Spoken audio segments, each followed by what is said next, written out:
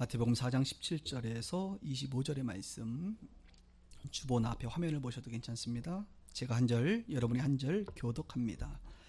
이때부터 예수께서 비로소 전파하여 이르시되 회개하라 천국이 가까웠느니라 하시더라.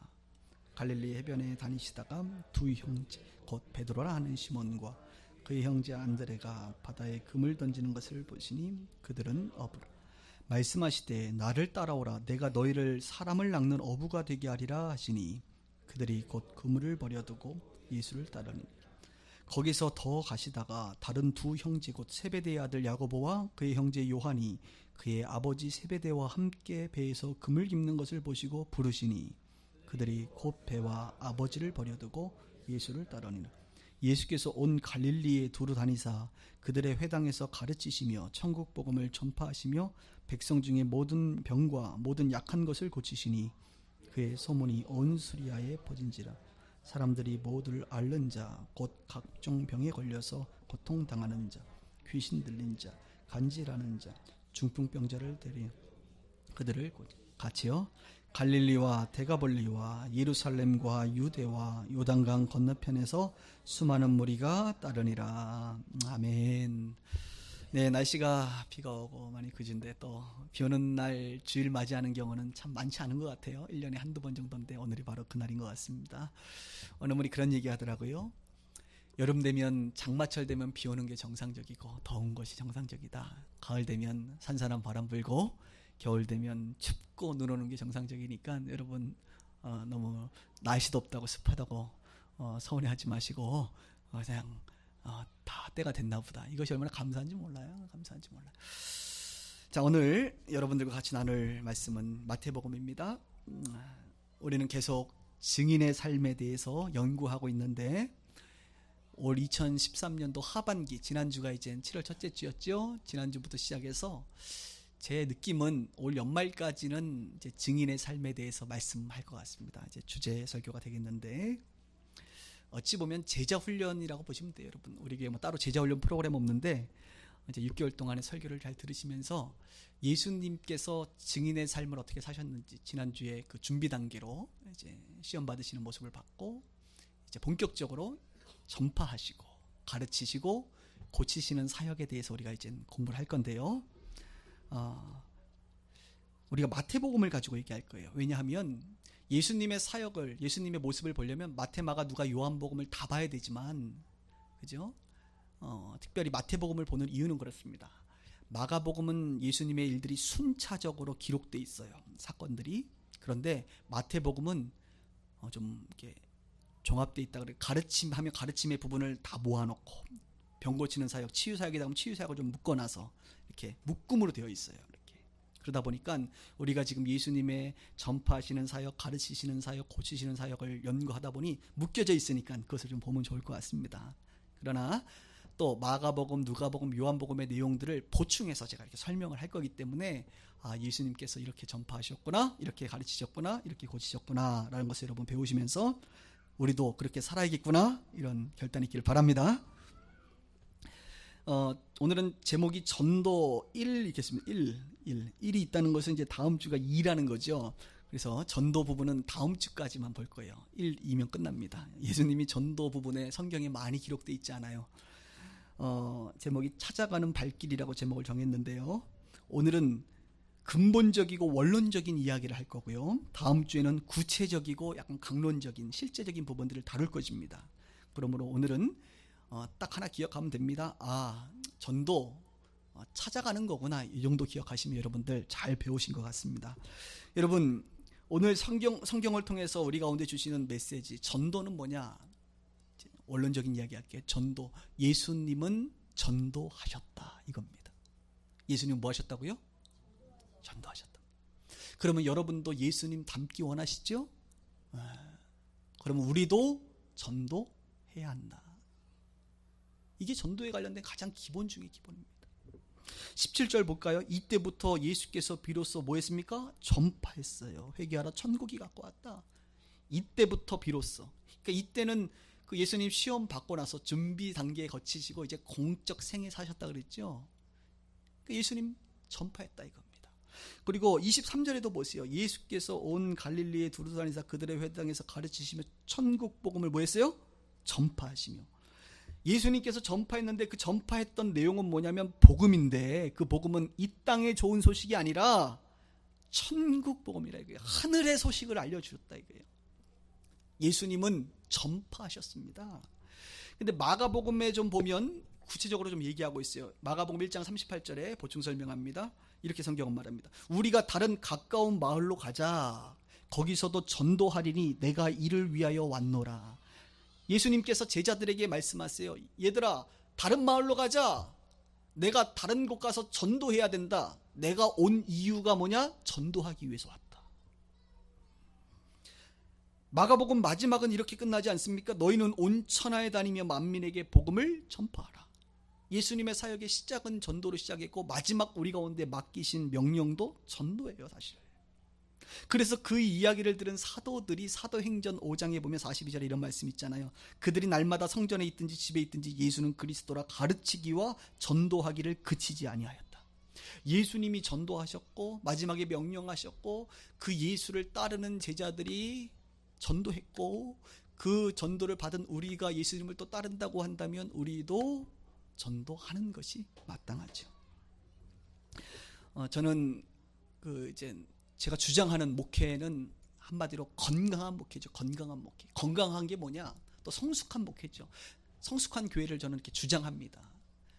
목회자들한테 세미나 할 때 특히. 그럼 건강하고 성숙한 건 뭐냐? 여러분 많이 들었어요. 균형 있는 거다. 그래. 균형 있는 거. 균형이 있고 좀 깊이가 있으면 좋다. 근데 깊이는 없어도 균형이라도 있으면 좋다. 이거 제가 강조하거든요.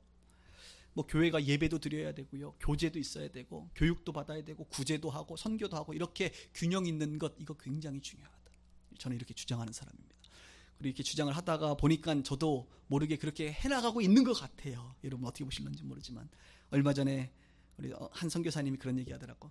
장 목사님, 내가 목사님 보니까 목회와 구제와 선교를 이렇게 균형 있게 하는 사람은 처음 봤습니다. 뭐 이런 얘기를 종종 하는 그런 얘기를 들을 때 얼마나 내가 기쁜지 몰라. 왜 내가 주장하고 있는데 그렇게 내가 비춰졌다는 것은 참 감사한 일이잖아요. 그렇죠? 목사도 위로가 필요하고 격려가 필요한데 그렇게 얘기해 주시니까 굉장히 기쁘더라고요. 여러분, 균형이 필요한 것이죠. 또 다른 균형은 무엇입니까? 이것 아닙니까? 성령의 은사. 예전에 성령의 은사들 많이 주장해요. 요즘에도 성령의 은사들 많이 주장합니다. 성령의 은사만 있지 않잖아요. 그런데 열매도 있잖아요. 내적인 열매 말이죠. 사랑, 희랑, 화평, 오래 참, 자비장, 속성을, 절제, 이런 내적인 인격의 변화도 중요한 거예요. 성령님은 우리의 내적 인격의 변화를 일으키시고 외적인 은사, 열매도 주신다 이거예요. 균형이 있어야 된다. 그런데 여러분 그거 아십니까? 우리가 예수 닮기 원합니다. 찬양할 때 여러분들 뭘 생각하세요? 예수님의 그 온유하시고 겸손하시고 사랑이 많으시고 인자하신 혹시 성품만 생각하시지 않습니까? 우리가 예수를 닮는다고 할 때에 또 하나의 놓치고 있는 균형이 뭐냐? 예수님의 인격만 생각해요. 근데 사복음서 보세요. 예수님의 인격만 나타나나요? 아니요. 예수님의 인격, 성품 말고 또 다른 한 축이 있는데 예수님의 사역입니다. 예수님은 전파하시고 가르치시고 고치시는 일을 평생 하셨어요. 그렇게. 근데 우리는 예수 닮는다 그러면 다 생각하는 게 성품 쪽만 생각하지 예수님이 하신 일에 대해서는 별로 관심이 없고 그러고 싶지도 않고 그러지 못할 것 같단 말이지. 그 부분은 왠지 부담스러운 거죠. 여러분, 균형 있는 건 뭡니까? 예수님의 인격, 성품도 닮아가야지요. 온유한 것, 겸손한 것, 사랑이 많은 것, 고아처럼 내버려두지 않고 우리 제자들을 위해서 중보하시고 책임지는 모습들 너무 멋있습니다. 그러나 그것뿐만 아니라 예수님의 그 사역들을 우리가 좀 바라봐야 된다. 한국교회는 어느 순간 예수님의 성품에만 관심이 있지 예수님의 사역을 잃어버린 것 같아요.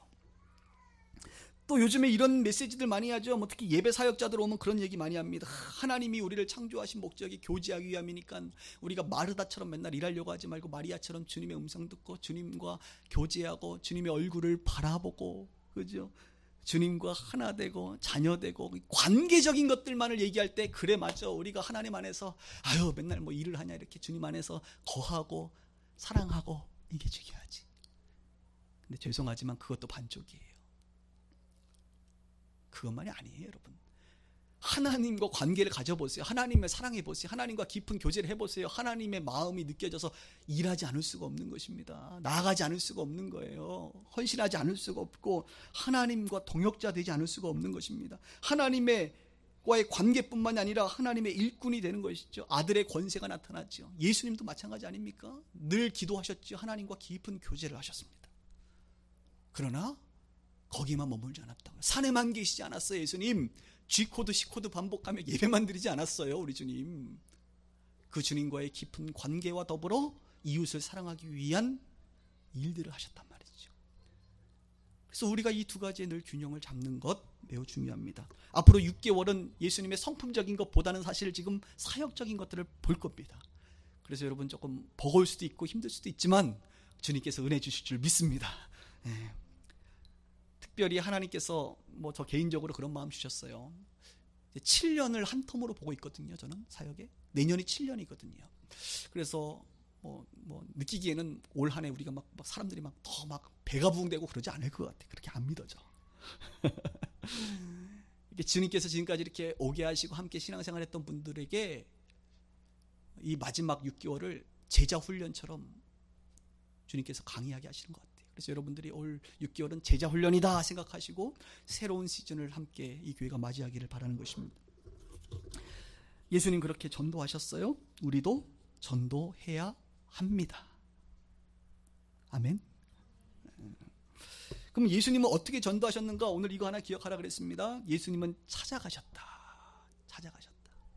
여러분 사람들이 올 거라고 기대하지 마세요. 예수님의 일생에도 보면 나 좀 전도해 주세요. 나 좀 영생이 무엇입니까? 라고 찾아온 사람은 몇 명 없어요. 한 2-3명 됩니다. 사실 그 중에 전도와 연관된 것은 거의 1명에 가깝습니다. 니고데모 한 사람 찾아왔어요. 예수님의 명성이 뛰어나니까 찾아왔지요. 예수님의 명성이 없으면 찾아도 안 와요. 다른 말로 우리가 찾아가지 않으면요 우리에게 찾아와서 예수에 대해서 궁금하게 물어보는 사람은 앞으로 평생 없을 수 있습니다. 그래서 전도라고 하는 것은 찾아가는 거예요. 찾아가는. 그 위대하신 예수님도 찾아가는 모습을 보게 됩니다. 한번 성경을 보겠습니다. 18절에 보니까 갈릴리 해변을 다니시다가 예수님이 갈릴리 해변을 왜 다니실까요? 어부입니까 직업이? 아니요. 갈릴리 해변을 다니세요. 예수님이. 왜? 갈릴리 해변에 있는 어부들을 만나기 위해서 찾아가시는 거죠. 또 볼까요? 23절에도 보세요. 예수께서 온 갈릴리에 두루 다니사. 예수님은 늘 다니셨어요. 왜 다니셨습니까? 죄인들, 병든 자들, 그들을 만나려고 찾아가신 거예요. 예수님은 늘 찾아가십니다. 그렇게. 니고데모 찾아왔다 그랬죠? 찾아온 니고데모에게 뭔 얘기했습니까? 요한복음 3장에서 찾아왔는데 요한복음 3장 16절 유명하잖아요. 하나님이 세상을 이처럼 사랑하사 독생자를 주셨으니 이는 저를 믿는 자마다 멸망치 않고 영생을 얻게 하려 하십니다.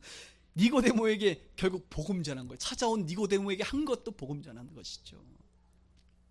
그 외에는 거의 다 찾아가셨습니다. 예수님. 대표적으로 요한복음 3장이 니고데모인데 4장이 사마리아 여인. 내가 사마리아로 가야겠다. 왜 가야 되는지 모르죠, 제자들은. 그러나 예수님은 우물가에 야곱의 우물에 있는 그 사마리아 여인, 우물가 여인을 만나러 갔습니다. 만나서 무엇을 얘기합니까? 네가 메시아를 찾냐? 그 메시아가 나다. 나를 믿으면 샘 솟는 샘물처럼 너가 목마르지 않는다. 결국 예수님은 복음이신 본인 자신을 나타냅니다. 내가 그다.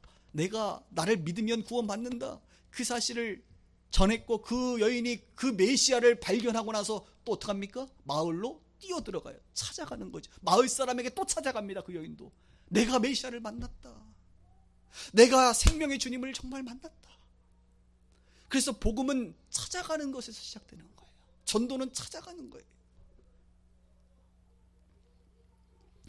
누가복음 19장에 삭개오라는 사람이 나와요. 이것은 찾아온 건지 찾아갔는지 내가 잘 모르겠지만 저는 찾아갔다고 분류를 합니다. 왜냐하면 예수님이 명성이 대단했거든요. 누가복음 19장에 삭개오가 그런데 키가 작으니까 뽕나무 위에 올라가서 예수님을 보는 거예요. 그는 보니까 예수님과 대화하고 싶었고 예수님을 만나고 싶었던 마음이 있었던 것 같아요. 관심이 많았어요. 여러분 뽕나무 위에 올라간다고요 예수님 만나는 거 아닙니다. 많은 사람들이요 예수님에게 관심이 있고 교회에 관심이 있고 구원에 관심이 있고 영생에 관심이 있어서 뽕나무 위에 올라가는 많은 사람들이 있는데요. 죄송하지만 예수님이 그 삭개오야 내려와라, 그걸 알아보고 내려와라, 내가 오늘 너의 집에 유의해야겠다라고 찾아 들어가 버려요. 많은 우리 주변의 사람들이요, 관심을 가지고 우리 가운데 이렇게 뽕나무 위에서 우리를 쳐다보면서 나 좀 만나주세요라고 하는 사인을 보내줄지도 몰라. 근데 우리가 찾아가지 않으면 그 사람이요, 주님을 만날 수 있는 기회를 놓칠 수도 있다는 거예요. 예수님은 삭개오에게 찾아 들어가요. 삭개오에게만 찾아온 것이 아니라 바로 저와 여러분들에게도 찾아오셨습니다. 언제 찾아왔죠, 여러분? 여러분이 언제 예수가 메시아인 줄 알았습니까? 언제 여러분이 예수님이 구원자이심을 알았습니까? 언제 예수님이 하나님의 아들이었구나라는 것을 아셨나요? 꿈에서 예수님을 만나셨나요? 아니면 길을 가다가 누군가에 의해서 그 이야기를 들으셨나요? 아니면 누군가의 손을 붙잡고, 누군가 나에게 찾아와서 손을 붙잡고 교회 가자고 권면하셨나요? 어떤 모양이든 결국 내가 먼저 가기 전에 주님이 나에게 찾아온 것이죠. 로마서 5장 8절에 말하고 있는 것처럼 내가 아직 죄인 되었을 때에 그리스도께서 십자가의 죽으심으로 나를 사랑하시는 그 하나님의 사랑을 확증하셨어요. 확증. 언제나 예수님은 먼저 찾아가십니다. 지금도 부활하신 그 예수님은 그 예수의 영을 받은, 성령을 받은 하나님의 사람들을 통하여 끊임없이 찾아가세요. 찾아가서 뭐라고 얘기해요? 복음을 전하죠. 예수님은 사실 본인 자신이 복음이잖아요. 본인 자신이 구원자이기 때문에 자기를 설명하는 것으로 복음을 전합니다. 내가 그다. 나를 본 자는 아버지를 본 것이다. 나를 공경하는 것은 아버지를 공경하는 것이다. 내가 바로 하나님이다. 자기를 그냥 나타내. 자기가 그냥 사람들 앞에 딱 나타나서 그 실체를 보여준단 말이죠. 근데 우리는 예수님이 아니기 때문에 사람들에게 가면 누구를 나타내줘야 돼요? 예수님을 설명해야 되는 거죠. 예수님이라는 분이 계셔요. 하나님이 계셔요. 그분이 구원자입니다. 그분이 당신의 죄를 위하여 십자가에 죽으셨습니다. 그 예수를 믿으면 영생을 얻습니다. 이것을 나타내줘야 되는 통로자가 되는 것이죠. 이 예수님이 어느 정도까지 찾아왔느냐? 우리가 아는 것처럼 하늘 보좌를 버리고 찾아왔단 말이죠. 이게 위대한 것 아닙니까? 얼마나 우리를 사랑하시면 하늘을 버리고 그 영광을 버리고 낮고 낮은 이 땅에 찾아오셨냔 말이죠. 그리고 죽으심의 대가를 치르셨냔 말이죠. 그것을 통하여 우리 가운데에 생명도 모르고 천국도 모르고 삶의 목적도 모르고 방황하고 있는 우리에게 땅의 것에만 오직 관심을 가지고 있는, 행복이라고 하는 것, 돈이라고 하는 것, 명예라고 하는 것, 이 땅의 것에만 관심을 가지고 살던 우리에게 주님이 찾아오셔서 하늘의 것을 보여주고 소망을 보여주고 진리를 알게 하시고 삶의 목적을 알게 하시고 어두움에서 밝음으로 인도하시고 캄캄했던 우리의 인생을 빛 가운데 인도하시고 절망에 있던 자가 소망으로 이끌어 가시고 사망 가운데 있던 우리를 생명을 주시고 저주의 삶을 살던 우리에게 축복을 주시고 마지막에 지옥으로 가야 될 우리에게 천국으로 인도하시는 놀라운 일을 주님이 찾아오심으로 하셨단 말이죠. 여러분들에게 언제 주님이 찾아오셨나요? 언제 주님이 여러분들에게 구원의 손길을 뻗치셨나요? 어떤 분들에게는 오늘 주님께서 여러분들에게 찾아가는지도 모르겠습니다. 그 주 예수를 믿으시기 바랍니다. 마음의 문을 열고, 아 그렇구나, 예수가 하나님의 아들이구나, 그렇구나, 예수가 나의 죄를 위하여 십자가에 죽고 죄로부터 나를 구원하신 구원자이시구나 받으시길 바라요. 광고 카피 중에 그 무슨 화재 그 자동차 보험 중에 그 찾아가는 서비스, 저는 그거 참 잘한 것 같아요. 누가 지었는지 몰라. 찾아가는 서비스.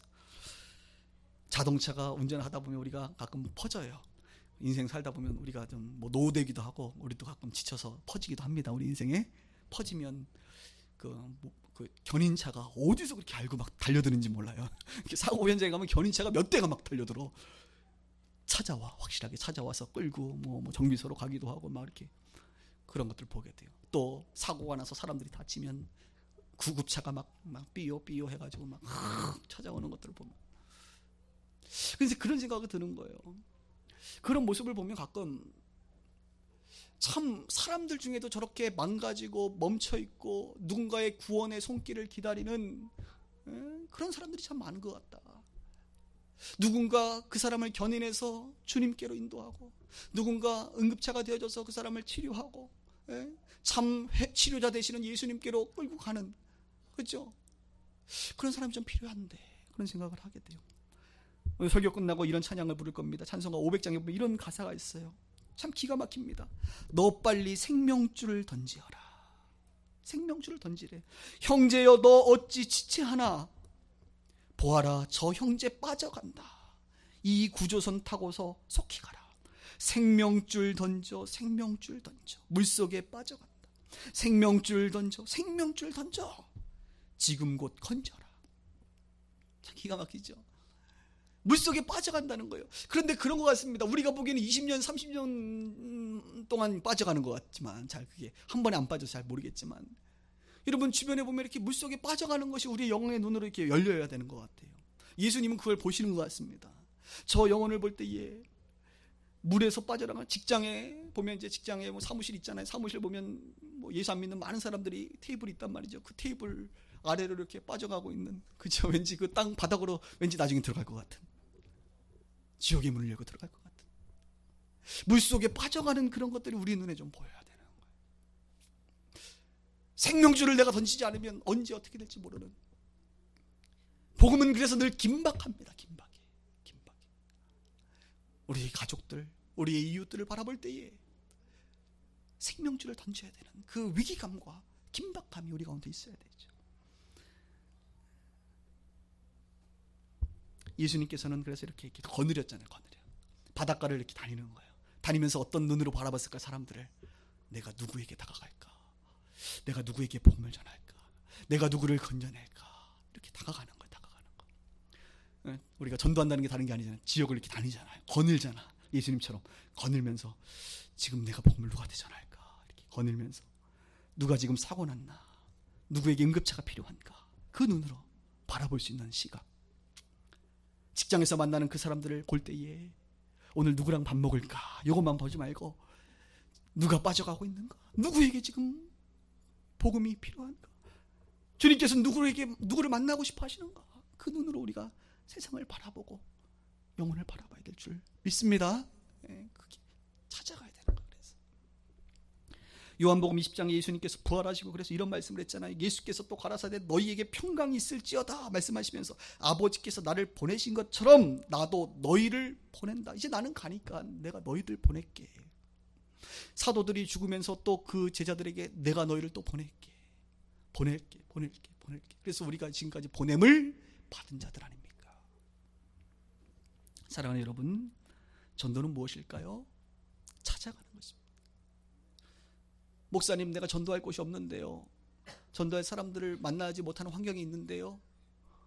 다 그래요, 다. 저도 그렇고. 그러나 찾아가는 것입니다. 그것을 뚫고 나가는 게 전도자예요. 예수님께서는 전도하셨고 예수님께서는 찾아가셨습니다. 그렇게 해서 복음을 전했죠. 그랬을 때에 예수 믿는 사람들의 반응을 좀 보면서 오늘 여러분들 개인적으로 좀 적용해 보시길 바랍니다. 예수님께서 이렇게 복음을 전하시면 이상하게 반응들이 이런 반응들이 일어나요. 한번 따라해 볼까요? 예수를 따르더라. 예수를 따르라. 사람들이. 여러분들이 복음을 전하면요, 사람들이 예수를 따르게 될 것입니다. 18절부터 한번 보면서 얘기해 볼게요. 갈릴리 해변에 다니시다가 두 형제 베드로라고 하는 시몬과 그의 형제 안드레가 바다에 금을 던지는 것을 보시니 그는 어부라. 말씀하실 때 뭐라고 말해요? 나를 따라오너라. 내가 너희를 사람을 낚는 어부가 되게 하리라 하시니 그들이 곧 뭘 버려두고? 그물을 버려두고 예수를 따르니라. 예수를 따라요. 여러분, 어부들이 그물을 버려두고 따른다는 것은 상당한 의미를 가지고 있습니다. 직장을 버려두고 떠나더라. 베드로는 장모님이 계셨으니까 아내도 있고 처자식이 있었을 거예요. 버려두고 떠나니라. 예수를 따르더라. 대단하죠? 21절부터 볼까요? 거기서 더 나아가 또 다른 두 형제 세베대라고 하는 아버지가 있는데 세베대의 아들 야고보하고 그 형제 요한이라고 하는 사람이 있는데 그의 아버지 세베대와 함께 배에서 그물 깁는 것을 보시고 또 부르셔요. 예수님이 나를 따르라. 그들이 곧 뭐와? 배와 뭘 버려둬요? 아버지를 버려두고 예수를 따르니라.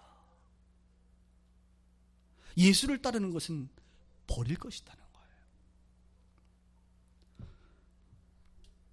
그리고 23절부터 쭉 보면 마지막에 복음을 막 전하니까 마지막에 뭐라고 나왔어요? 수많은 무리가 따르니라. 아하. 예수를 알아보면 예수가 메시아임을 알고 예수를 경험하면 예수를 따르게 되어 있어요, 여러분. 예수 제자 되세요 얘기 안 해도 예수를 알아보면 알아서들 예수를 따른다는, 예수님이 부르시면 따르게 되어 있다니까요. 반대로 예수를 안 따르는 이유가 뭘까요? 예수가 별로 대단하지가 않은 거지. 그런데 그냥 뭐 처음 만나가지고 따르는 게 아니에요. 마태복음만 보면 예수님이 어느 날 갑자기 베드로에게 나타나서 따르라 했더니 뭐가 홀린 것처럼, 있잖아, 뭐 귀신이 홀린 것처럼 휙 따라가는구나, 뭐 이렇게 생각하는데 그게 아닙니다. 요한복음이라든지 우리가 마가복음, 누가복음에 보면 이런 이야기가 있죠. 세례 요한이 세례 줄 때에 이제 베드로라든지 이런 사람들이, 안드레가 함께 그 자리에 있었어요. 원래 세례 요한의 제자들이었잖아요. 세례 요한을 따르는데 세례 요한이 어느 날 보라, 하나님의 어린 양이다. 저분이 예수를 향하여, 내가 아니라 나는 그분의 신들매도 들지 못하는 저분이 바로 메시아야, 그 말을 했어. 그러니까 제자들이 이제 그 예수님에게 찾아갔고 예수님과 1박 2일의 시간을 가지면서 예수님이 정말 메시아인 걸 알고 관심을 갖게 됩니다. 그뿐만입니까? 가나 혼인잔치라는 곳에 함께 가서 예수님이 물이 포도주 되게 하는 기적을 경험합니다.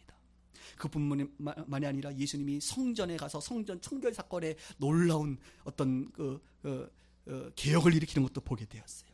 그리고 사마리아 여인에게 찾아가서 그죠? 요한복음 4장에 그 여인의 목마름을 해결하고 그 여인에게 다시 한번 본인이 메시아임을 알리는 것도 눈으로 확인했어요. 그뿐만이 아니에요.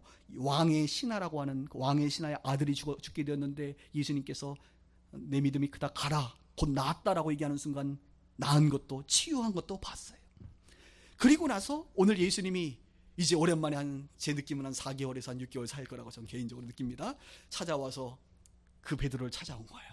그러면서 바닷가에 거닐면서 이제 이렇게 얘기하는 것이죠. 보니까 베드로가 가서 열심히 막 어기여쳐 막 고기를 잡는데 고기가 하나도 없고 열매가 없는 베드로, 그죠? 낙심한 베드로의 모습을 보게 되면서 예수님이 이렇게 얘기합니다. 베드로야, 저기 깊은 곳에 가서 그물을 다시 한번 내려봐. 그랬을 때에 베드로가 내렸더니, 말씀에 순종하여 내렸더니 그 물이 찢어질 정도로 물고기가 많은 것을 베드로가 지금 경험한 거예요. 그리고 나서 오늘 본문에 말하고 있는 것처럼, 베드로야, 이제 내가 너를 사람을 낚는 어부가 되게 하리라. 나를 따르라. 이 정도의 스토리가 있었다는 거예요, 앞에.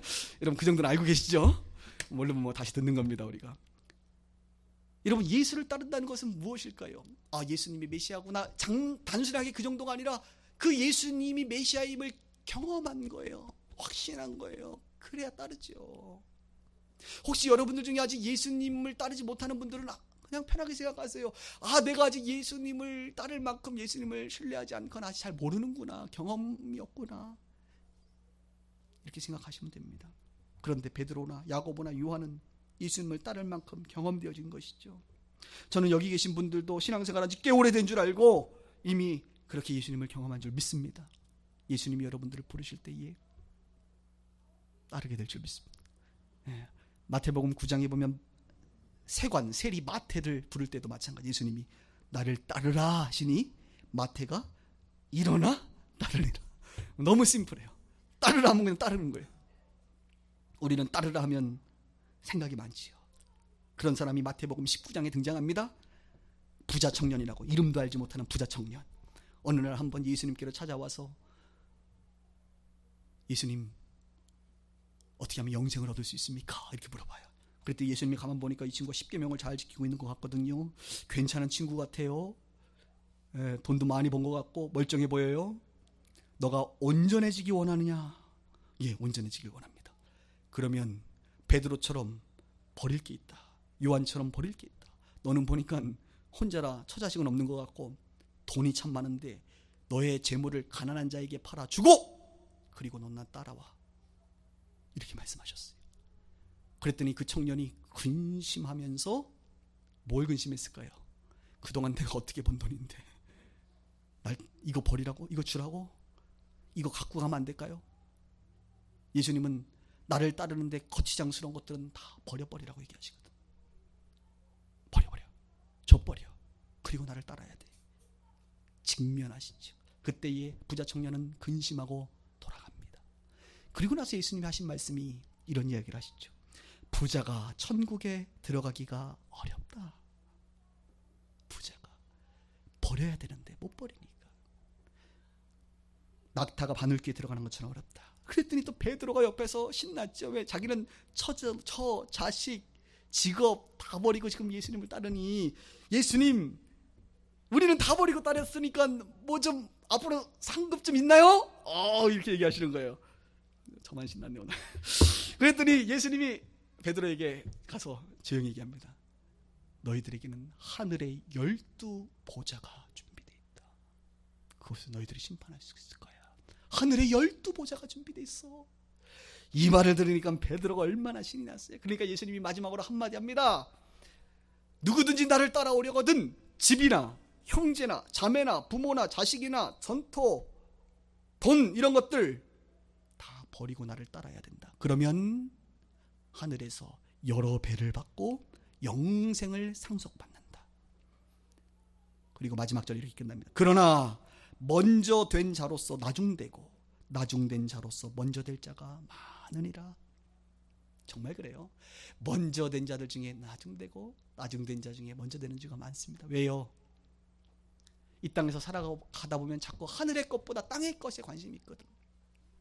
땅의 것은 무엇입니까? 집, 형제, 자매, 부모, 자식, 전토, 돈, 이런 게 땅의 것이잖아요. 하늘에는 이런 게 없어요. 여러분, 부부가 있어요? 아내가? 없어요. 자식이 있어요? 없어요. 돈이 있나요? 없어요. 집이 있나요? 없습니다. 여러분 명의의 집은 없을 겁니다. 없어요. 그러니까 예수님은 뭘 얘기하는 거예요 지금? 너희가 하늘의 것을 따르려면, 진리를 발견했다면, 그것이 참 생명이라고 너희들이 정말 믿는다면 땅의 것들 중에 나를 따르는 데 있어서 불필요한 것들은 다 버려. 그것은 땅의 것이고 그건 쓸모없는 거야. 썩어지고 없어지고 너희들이 가져가지도 못하는 건데 다 버려버리고 날 따라. 물론 아내하고 함께 따를 수 있으면 땡큐고, 굳이 버리지 않아야 될 것까지 다 버릴 필요는 없어요. 주님이 버리라고 하는 것들만 버리시면 되는 줄 믿습니다. 영생 상급 하늘의 것을 바랍니다. 그래서 하늘의 것을 본 자, 하늘의 것을 맛본 자들은 주님이 말씀하시면 땅의 것을 버린단 말이죠.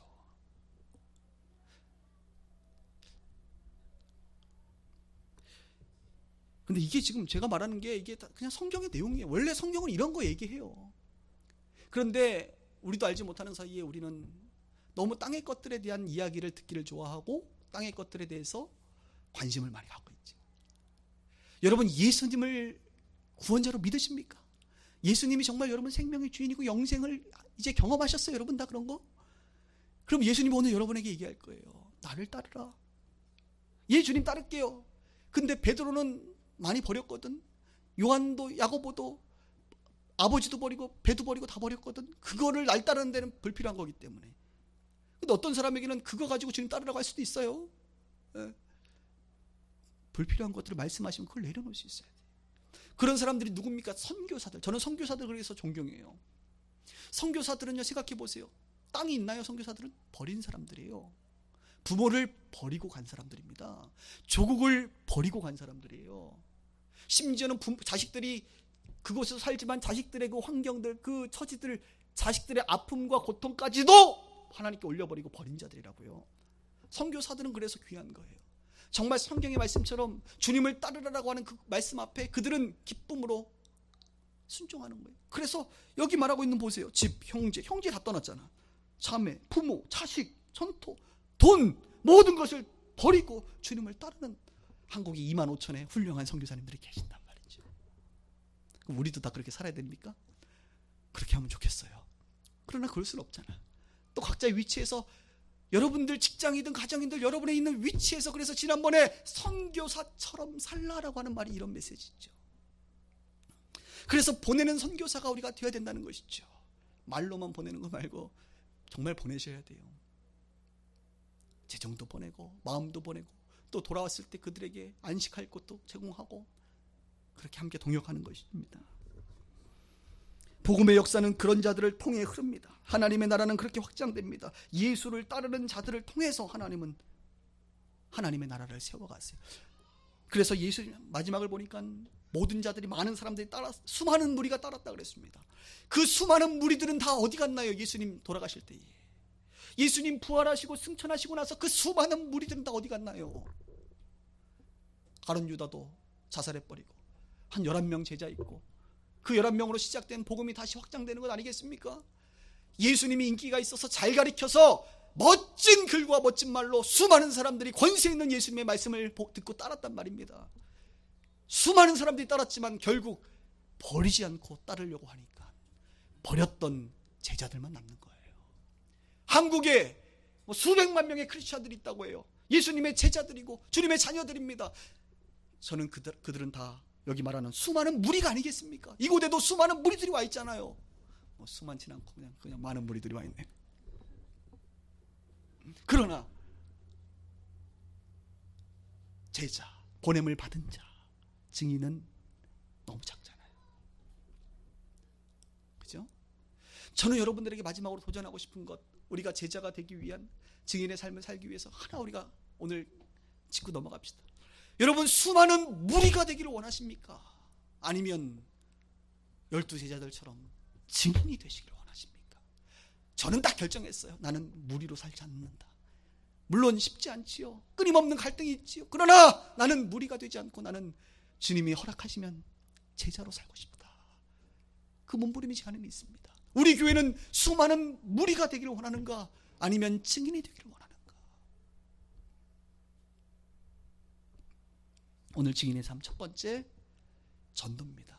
예수님 전도하셨고, 예수님 찾아가셨고, 예수님 부르셨는데, 우리를 부르셨는데 우리도 또 찾아가야 되지 않겠는가? 고민하시는 여러분 되길 바라고, 다음 주에는 실제적인 부분들을 좀 나누기를 원합니다. 기도하겠습니다.